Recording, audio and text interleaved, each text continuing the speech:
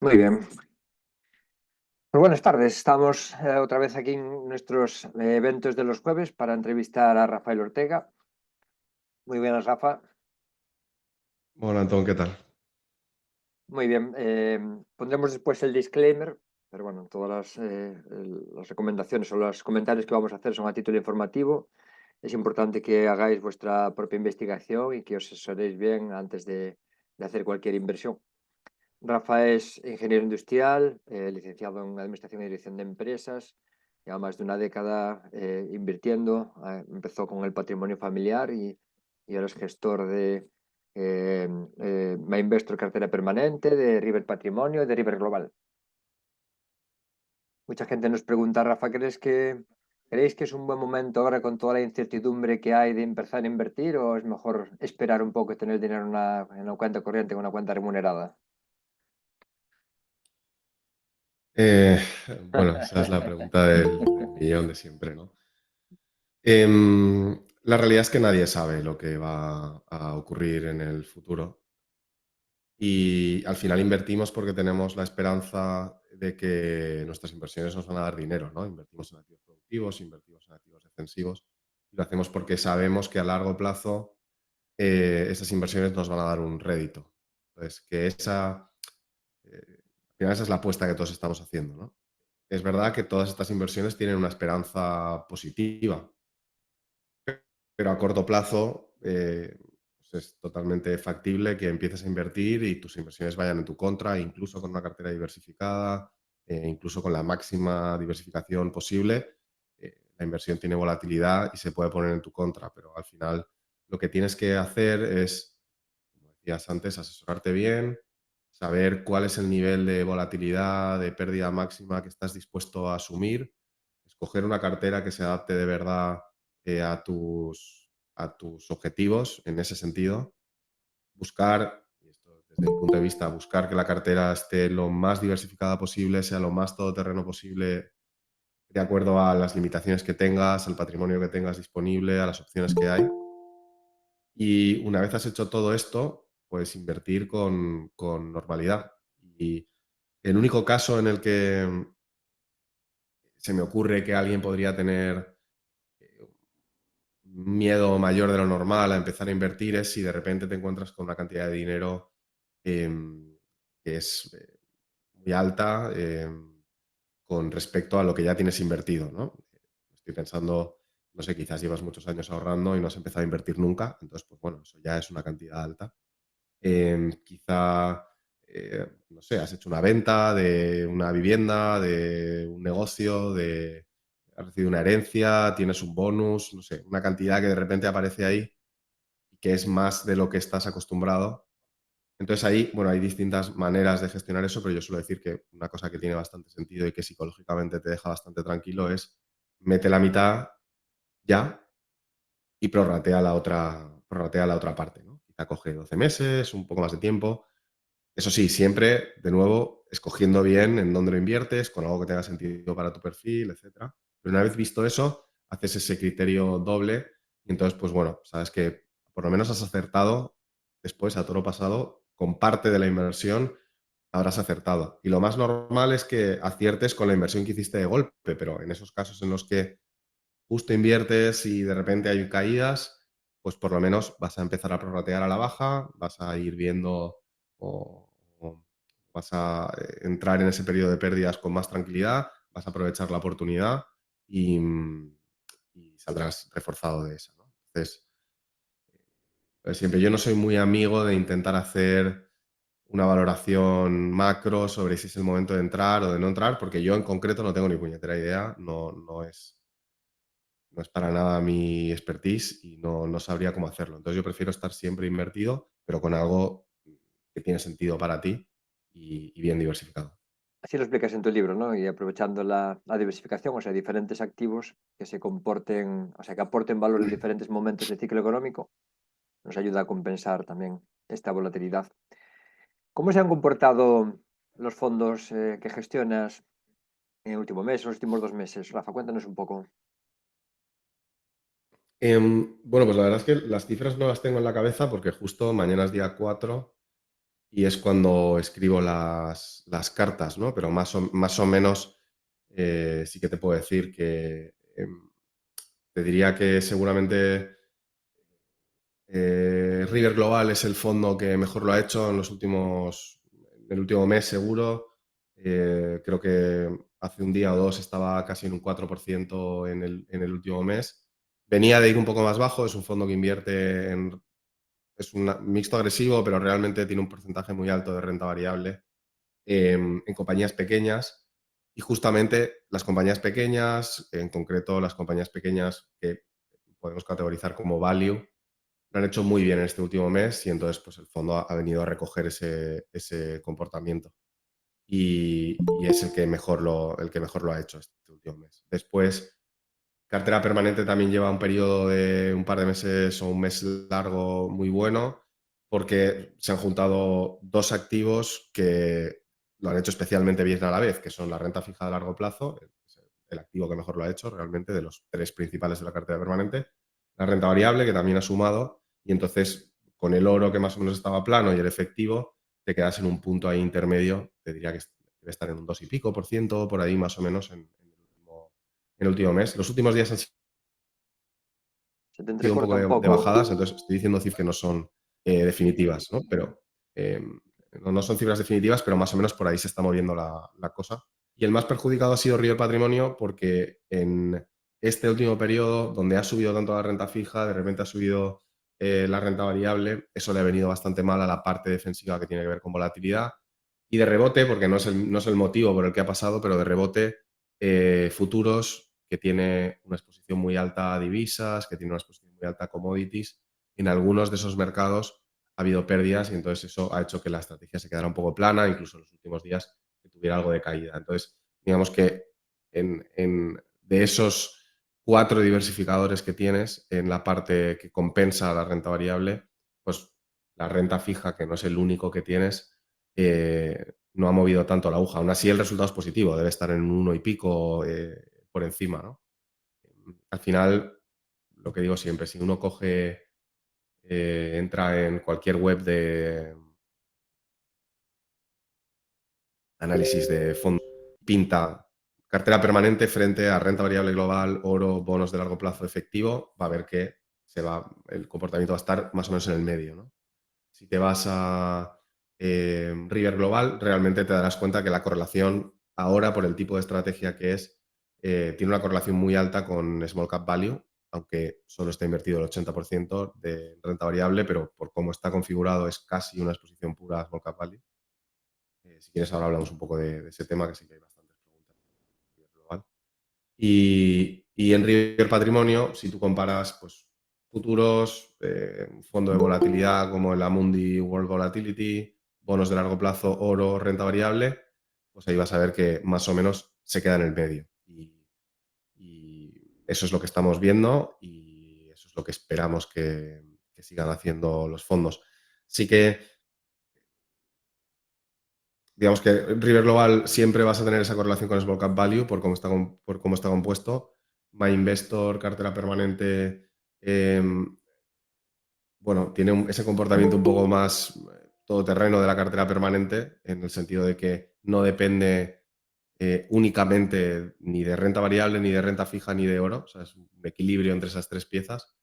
Y River Global sí que, por el diseño que tiene, te vas a dar cuenta de que la correlación con la renta variable es muy alta, pero la correlación con la renta fija es muy baja. Y es porque al final la renta fija tiene un peso bajo, ¿no? La correlación está con el mix de renta fija, volatilidad, futuros, oro, y ahí es donde tenemos esa defensa más todoterreno con la que espero que encontremos equilibrio de aquí a más adelante, aunque haya meses como estos en los que nos reste un poquito de rentabilidad.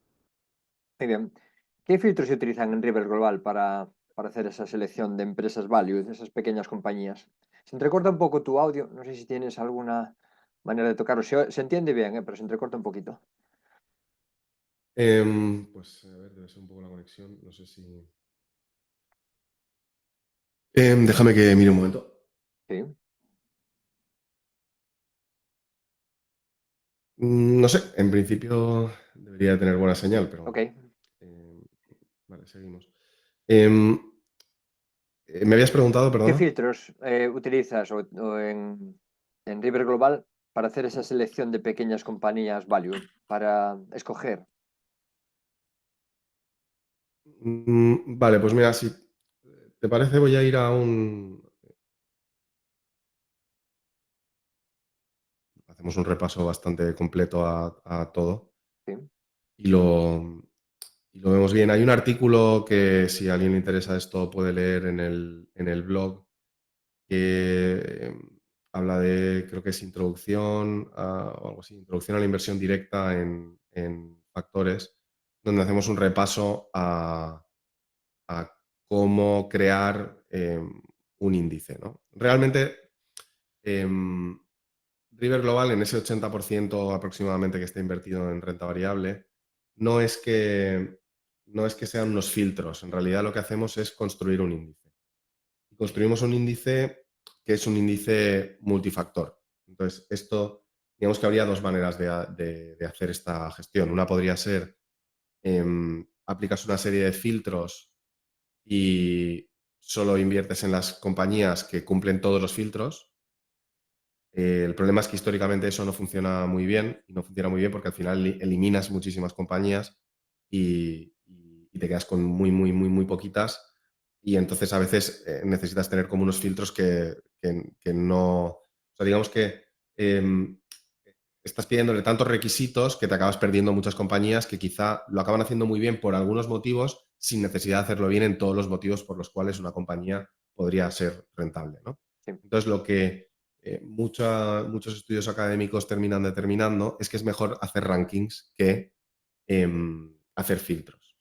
Entonces, como nosotros queríamos una cartera concentrada que nos diera una exposición muy fuerte a los factores a los que queríamos estar expuestos, lo que optamos fue por hacer un filtro que tuviera en cuenta distintos de estos factores. Entonces, el primero realmente sería un factor que no es un factor en el sentido cuantitativo de que sea algo con lo que esperas obtener una rentabilidad extra, pero sí que es algo que permite que podamos hacer un estudio válido y es un factor de operatividad. Es decir, yo necesito, al hacer esa implementación de una estrategia, que las compañías con las que hago las simulaciones para poder determinar cuáles son estas reglas que vamos a utilizar, pues tengan unos precios operables mínimos, es decir, no me valen compañías que valen 0,0000 algo, porque eso suele romper un poco el backtest, luego son difíciles de operar. Tienen que ser compañías que tengan spreads bastante ajustados, no queremos compañías que realmente no tienen un volumen mínimo y entonces cuando tú haces esa simulación en el backtest te sale muy bien, pero si luego fueras a operar en la vida real te darías cuenta de que no puedes. O eh, yo veo muchas veces estrategias que pues quizás si tienes 5.000 euros te va a funcionar, ¿no? Pero si estás gestionando 1 millón, 2 millones, 3 millones o en el futuro potencialmente más, estrategias que no vayan a servir, ¿no? A la vez, algo que pueda hacer que este fondo, que ahora es un fondo muy pequeño, que tenemos 1 millón y pico de euros, siga funcionando si de repente tenemos 50 millones, no algo que si crecemos a 3 4 5 de repente ya no vale y tenemos que cambiarlo, ¿no? Queríamos algo que pudiéramos mantenerlo hasta un volumen de más o menos eso, ¿no? 50, 100 millones yo creo que se podría hacer. A partir de ahí seguramente sería bastante difícil replicar la estrategia. Por otro lado, un tema de mínimos, ¿no? Los informes tienen que estar completos, no valen compañías OTC, etcétera. O sea, básicamente un criterio de mínimos para poder estar hablando de compañías donde realmente podemos luego operar. A partir de ahí, yo digo siempre Small Cap Value porque es a lo que más se parece, pero en realidad es multifactor. Entonces, lo que hacemos es, como decía, crear un ranking donde hay muchos criterios que podríamos agrupar en varios tipos. El primero sería un tipo calidad. Entonces, el factor calidad, típicamente, ¿qué es lo que mira? Mira que las ventas sean positivas, mira que haya poca deuda, mira que haya una buena rentabilidad sobre el equity, mira que haya ingresos que crecen, o sea, que el negocio va bien. Y en esos que serían, digamos, métricas clásicas, nosotros añadimos algunas más, que eran, por ejemplo, que haya poco interés de inversiones en corto, típicamente son compañías más estables, que hubiera una alta inversión en I+D y que tuvieran valoración contable de intangibles alta, que suele ser indicativo de que tienes tu propia tecnología o de que tienes algún tipo de ventaja competitiva. Entonces, estudiamos que cada uno de estos puntos individualmente nos da algo de información sobre empresas de calidad, y las compañías que valoran o quedan altas en un ranking con esto suelen hacerlo mejor que a las que lo hacen mal, ¿no? Si sumamos cada uno de estos factores, te puntúa y sumamos la suma de todo esto, pues tenemos una imagen de calidad que es como más completa y más robusta y no depende solo de una única métrica, y eso es mejor realmente, ¿no? Estamos evitando lo de siempre ese juego entre más o menos bien en vez de específicamente mal. El siguiente factor que vimos era un factor más defensivo tipo baja volatilidad. Entonces, el factor baja volatilidad, si te vas a un ETF de Morningstar, perdón, de MSCI, verás que simplemente es volatilidad en precios. Nosotros vimos volatilidad en precios y añadimos algunos extras. Volatilidad en los fundamentales, es decir, estabilidad en ventas, estabilidad en los activos, estabilidad en capital circulante, estabilidad en el volumen que se negocia frente a la capitalización de la compañía, eso para evitar acciones que están pasando por alguna especie de frenzy, no sé cómo se dice esto en español, como no sé, una especie de enajenación de especulativa brutal. Sí, sí. Esto típicamente pues puede de repente estallarte encima en la cara, y entonces pues no queremos ese tipo de estar invertidos en ese tipo de empresa. También teníamos un filtro por el cual no estás invertido en compañías que están pasando por procesos de fusiones o adquisiciones. Y también, bueno, creo que serían esos puntos, ¿no? Volatilidad fundamental, máximos.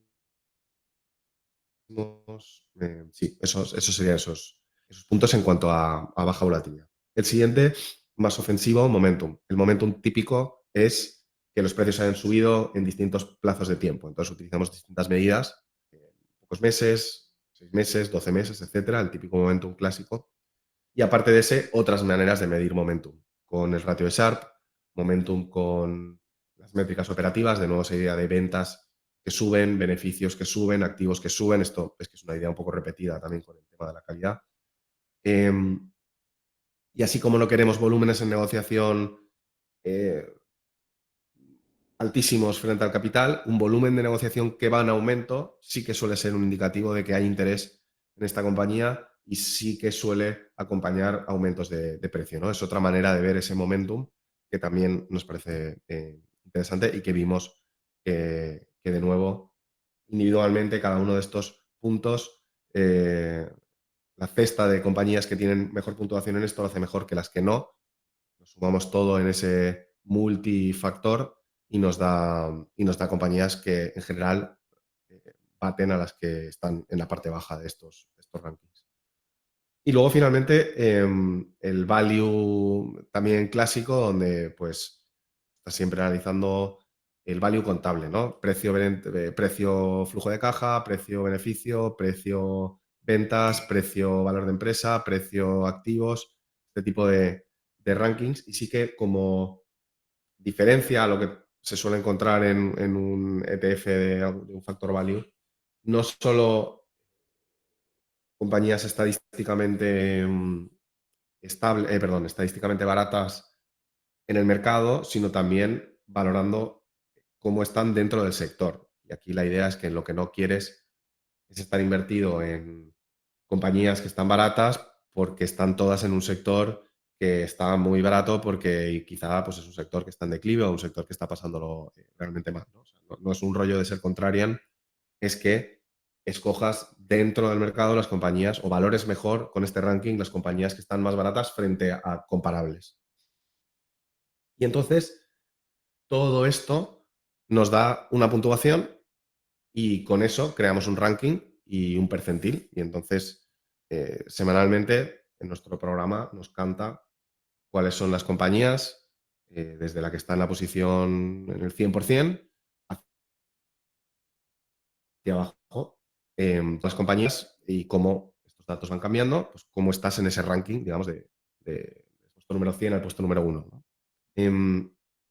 Lo que hacemos entonces es que realmente tenemos dos rankings, porque uno es europeo y otro es de Estados Unidos. Esto es porque los datos contables no se presentan exactamente igual. Entonces nos resultó realmente más fácil hacer dos carteras independientes, y lo que seleccionamos son las 20 compañías que mejor puntúan en este ranking en Estados Unidos y las 20 compañías que mejor puntúan en Europa.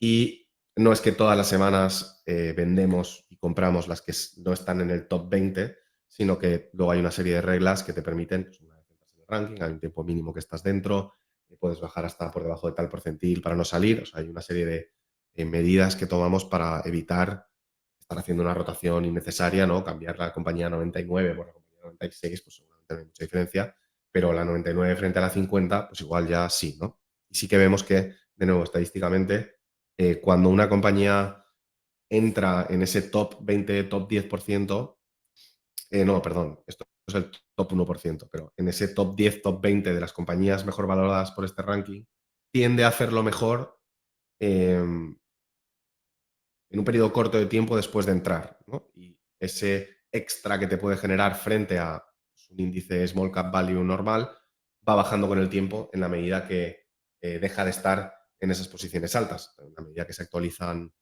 las valoraciones, pues típicamente la parte value baja, es decir, esto es bastante dinámico.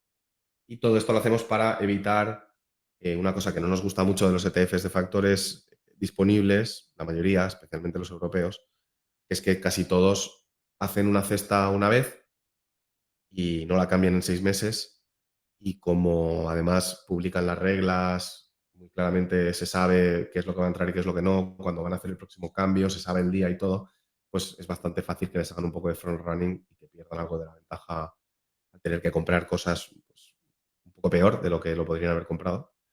Y porque entonces hay un poco de efecto de suerte con el timing, ¿no? Nosotros queremos que la cartera, a costa de ser un poquito, rotar un poquito más, que no dependa tanto del momento en el que la construyes. Y bueno, esa sería la idea, ¿no? De cómo construimos este índice. Realmente es un índice multifactor con una serie de reglas de entrada y de salida, y nosotros nos dedicamos a seguirlo. Desde que hemos empezado, la verdad que no hemos hecho ningún cambio en la construcción, ni tenemos previsto hacerlo tampoco. ¿Y qué ventajas tendría para un inversor entonces invertir en River Global con respecto a hacer una inversión en un fondo cualquiera de renta variable? Em, bueno, esto, lo que acabo de decir, esto es el 80% del fondo. El otro 20% ahora mismo está en una combinación de renta fija y de futuros. La idea es que, al hacer esta selección con compañías tan pequeñas, la verdad que ahora mismo las compañías, dentro de que eliminamos las macro caps y eliminamos las micro caps, pero dentro de que son small cap, están ahora mismo están en la parte baja. Ahora mismo, esto no quiere decir que siempre sea así. El índice, si este ranking detecta que las compañías medianas o las compañías pequeñas son las que tienen más ventaja en función de toda esta suma de factores, perfectamente podríamos convertirnos en un fondo que tiene una exposición más mid-cap, pero eso nos está dando ahora mismo. Pero lo que no queríamos tampoco era buscar ese extra histórico de estar invertidos en compañías, vamos a decir, value y small cap, o small cap value por resumir, pero es un small cap multifactor. Ese premium de small cap value a costa de estar asumiendo también mucho más riesgo, en el sentido de que sea más volátil y que cuando haya caídas, esas caídas sean demasiado duras, ¿no? Entonces, vimos que con ese 80-20 más o menos podíamos conseguir una volatilidad parecida a la de la renta variable, o por lo menos un poco menor que la de small cap, y que ahí, añadiendo algún diversificador, una combinación de oro, futuros, bonos, había varias opciones, podíamos neutralizar un poco esos periodos más negativos. Esta segunda parte es algo que estamos... em, ¿Se ha cortado o No, no, me no, seguís oyendo? se oye bien. Vale.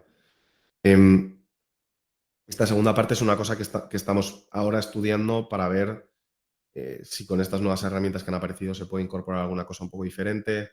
Y es algo que le tengo que dar una vuelta, porque hasta ahora la verdad que el índice nos da siempre compañías, pero también estudiando algunos casos de pues, momentos muy complicados, se puede ir a que hay muy pocas compañías que cumplen estos criterios y puedes verte obligado a reducir la exposición a renta variable, ¿no? O sea, es otro elemento defensivo que no tiene un índice normal que siempre está invertido al 100%. Entonces, dicho eso, la idea es que te dé una exposición a renta variable, por lo tanto procíclica, pero que te alejara de la de un índice de renta variable normal, market cap, especialmente en este momento, un índice que está dominado por 10 compañías, que son el 99% de lo que hace el índice, realmente lo mueven esas compañías que son enormes.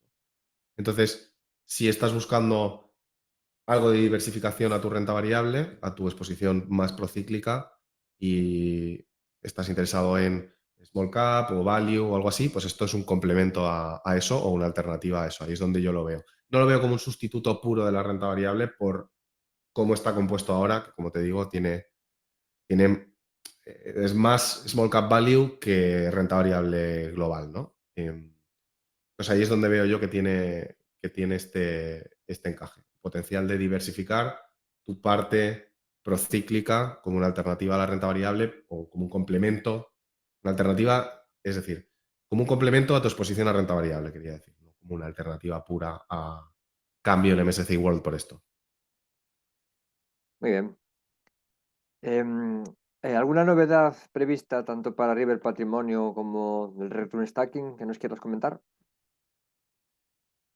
La verdad que no hay muchos cambios. Ya en las últimas cartas he ido comentando lo que hemos estado haciendo. Sí que ha habido un poquito más de actividad en el ETF de Wisdom Tree, que es el primer ETF, ellos no lo llaman Return Stacking, lo llaman Efficient Core o Efficient Capital, pero es el primer ETF UCITS que te permite utilizar esta herramienta. Ha habido un poquito más de entradas de capital y gracias a eso, pues nosotros seguiremos haciendo pequeñas aportaciones para que esto tenga cada vez un peso un poquito más alto, ¿no? Ahora mismo realmente es testimonial. Entonces, la cartera sigue igual, más o menos la mitad de la exposición a renta variable y luego una combinación de estrategias de volatilidad, futuros gestionados, oro y bonos, atendiendo a que todas esas piezas tengan la misma fuerza y por lo tanto nos hagan el mismo papel y así va a seguir. Si hubiera más alternativas,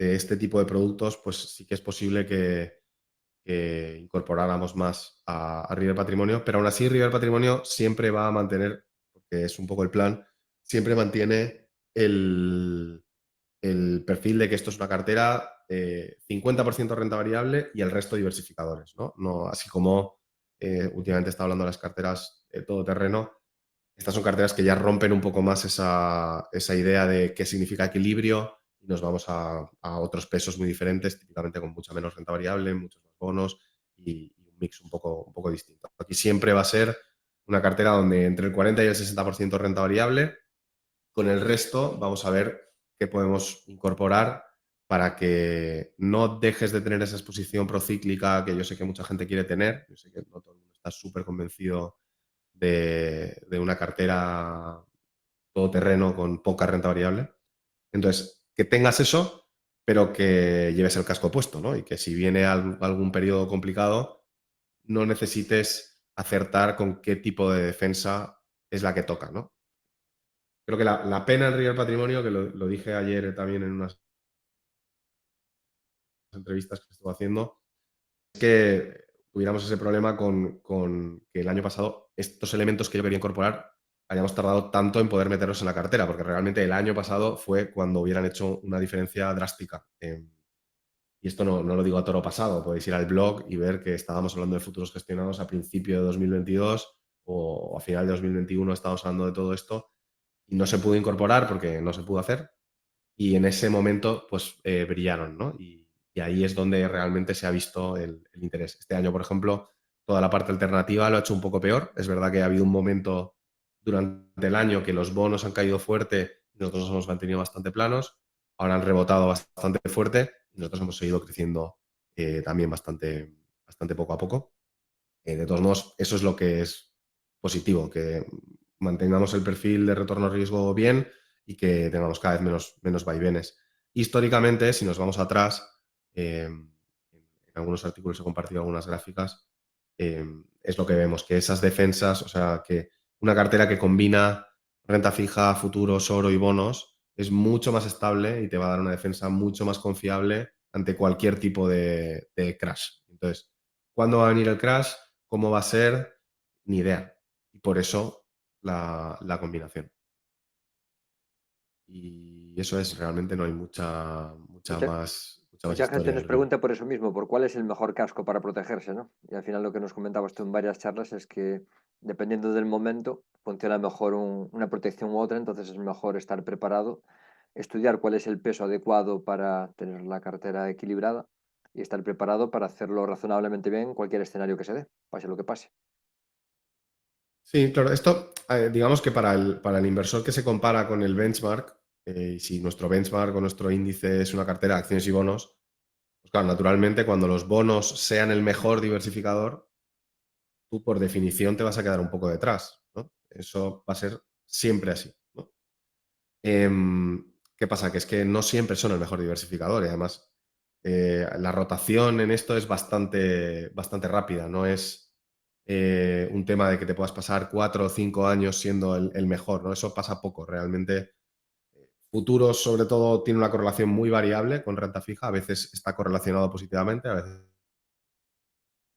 está correlacionado negativamente. Lo mismo con oro, lo mismo con volatilidad. Y volatilidad sí que es el que es más distinto a la renta variable, que tiene a veces una correlación negativa incluso con los demás. Entonces, sí, lo que dices, es muy difícil saber cuál es el con el que aciertas. Y por lo tanto, mejor tenerlos todos. Sí que creo que se está viendo este año, desde que implementamos más o menos los cambios, que fue como por el primer trimestre, ese cambio en cuanto a que hay una alta correlación con renta variable, baja correlación con el resto de piezas. Y eso es precisamente por lo bien que se neutralizan unas a otras, en realidad. Aunque te pueda penalizar en el corto plazo. Algo que te caracteriza tanto a ti como a Carlos Antisa, como a Carlos Santiso, es uno la prudencia con la que habláis del tema de las inversiones, que hay otros gestores que no veo esa prudencia, y otro el tema de la formación continua, ¿no? De estar buscando siempre nuevas herramientas. ¿Por qué esa prudencia en primer lugar? ¿Por qué sois unos gestores que estáis siempre tratando de proteger, además de participar del crecimiento del mercado?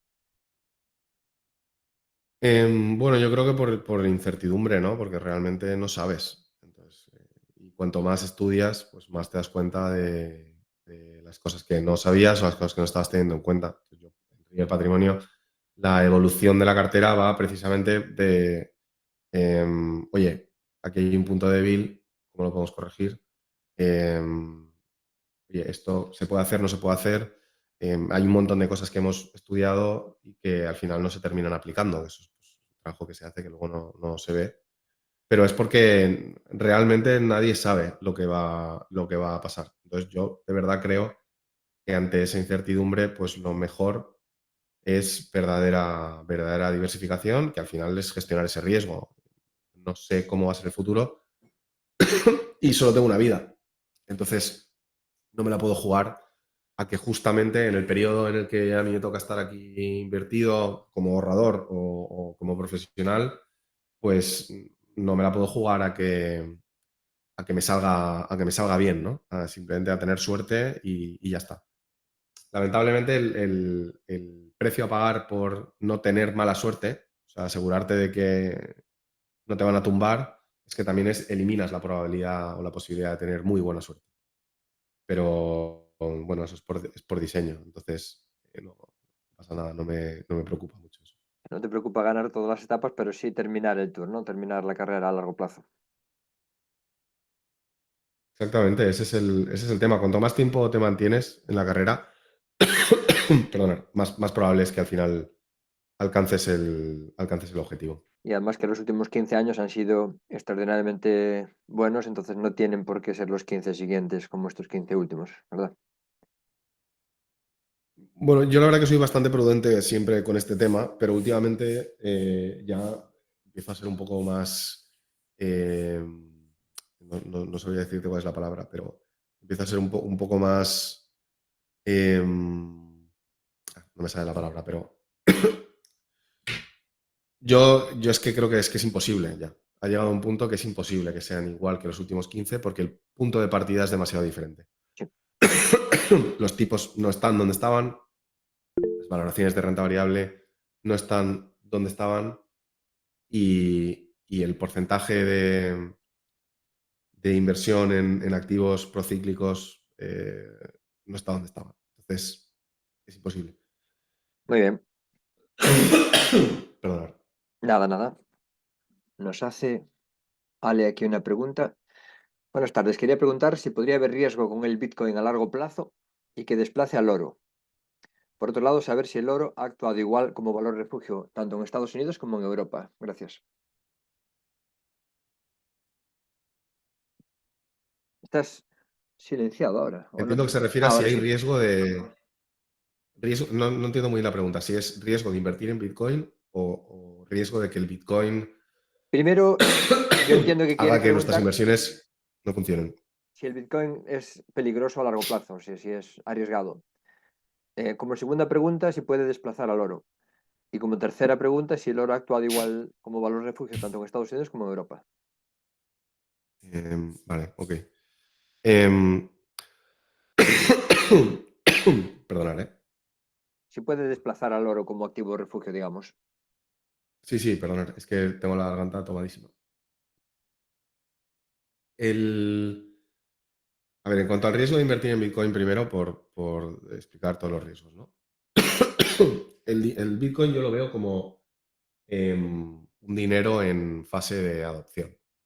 Entonces, mientras un dinero está en fase de adopción, lo normal es que la volatilidad sea muy alta eh, y lo normal es que crezca en función de si esa adopción se termina de concretar o no. Y en concreto Bitcoin ahora mismo, y desde hace unos años, sigue siendo más una jugada procíclica. Perdonad. Creo que no voy a poder seguir, Antón, porque me Nada, estoy no te quedando preocupes, ya te veo que estás con la garganta. sin voz. Sí. Pero acabo este punto. Bebe algo si quieres. Perdonad, es que no me queda por aquí. Te decía, el Bitcoin sigue siendo más pro riesgo que defensivo actualmente. Sí. Tiene una serie de ventajas sobre el oro, pero también tiene una serie de inconvenientes. Entonces, habría que ver en qué momento te podría desplazar. Yo creo que está bastante lejos aún. En cuanto a volumen, en cuanto a uso institucional, en cuanto a uso de bancos centrales, etcétera. Entonces, creo que es que la función no es la misma, en el fondo. Y de todos modos, la manera de cubrirse de ese riesgo, si te preocupa, es que le des un peso en tu cartera más o menos equiparable al market cap que tiene con respecto al resto de activos financieros. Y así te cubres de ese riesgo, ¿no? Entonces, imagínate que tienes una cartera permanente y esto te preocupa. Pues el Bitcoin pesa más o menos un 0,6%, un 0,5%, un 0,7%. Depende de la cotización. Ahora como está en 40 y algo, aunque ha caído un poco en los últimos días, debe ser un peso más o menos así, 0,6, 0,7. Pues compras eso con el respecto del total de tu cartera, lo mantienes el peso con eso y ya te estás cubriendo, ¿no? De ese potencial riesgo, ¿no? Muy bien. Esto no es una recomendación, pero más o menos es lo que yo tengo. Yo tengo más o menos el 1% del total de mi cartera, lo tengo invertido porque me parece un tema interesante, que me apetece estar siguiéndolo y por tener ahí esa pequeña posición. Y ya está, y no le doy más vueltas por ahora. Por ahora sigue siendo claramente pro riesgo. Especulativo, digamos. La parte Buah, especulativa de la cartera. Ya para terminar, sí. vas a lanzar he leído hace poco algún podcast sobre el core efficient, sobre el return stacking, sobre el apilamiento de rendimientos. ¿Nos cuentas algo en primicia? Sí, bueno, pues la verdad que eso lo grabamos a final de diciembre. Rodrigo Gordillo de Resolve Asset Management y yo grabamos 5 capítulos, que son una especie de masterclass de inversión todoterreno. Recorremos un poco todo lo que hablan los últimos artículos, pero vemos también el por qué le damos un poco más de vuelta y creo que ha quedado muy interesante. Se van a publicar en principio los primeros capítulos, creo que todos de golpe, el 9, o sea, la semana que viene. Eso va a estar en YouTube, en vídeo y luego en Spotify y tal, en formato podcast. Y la idea es una vez al mes volver a juntarnos y seguir comentando temas, resolviendo dudas, etcétera, y crear un poco de contenido alrededor de estas ideas que al final se aplican en la cartera permanente, se aplican en River y se aplican sobre todo en esas carteras todoterreno, que es lo que estamos explicando. Es verdad que con un poco de límite en cuanto a la implementación, porque por ahora, por cómo están esos ETFs y que no están disponibles en Europa, etcétera, es difícil incorporar esas ideas a los fondos y es difícil hacer carteras de particulares que hacen esto. Los clientes que tienen un patrimonio alto sí que con carteras personalizadas o en mandatos de gestión, carteras asesoradas donde las gestionamos directamente los gestores, etcétera, con banca privada sí que se puede hacer y ya tenemos clientes que están haciendo eso. Pero aunque no esté súper disponible ya, queríamos empezar a hablar de este tema porque creemos que es hacia donde se mueve este tema. O sea, hacia donde se mueve el diseño de carteras, creemos que es una solución muy interesante que requiere de mucha educación primero para que la gente entienda qué es lo que haces, porque acabas con correlaciones con renta variable, con renta fija bajísimas. Y bueno, la verdad que estoy muy contento con cómo ha quedado, pero me está quitando muchísimo tiempo de editar, etcétera, porque es la primera vez y nos está dejando un poco tiesos, pero lo acabaremos sacando. ¿Por qué dedicas tanto tiempo, que lo comentaba yo antes, a la formación, a buscar nuevas herramientas, a experimentar? Hombre, porque es el trabajo, ¿no? En realidad.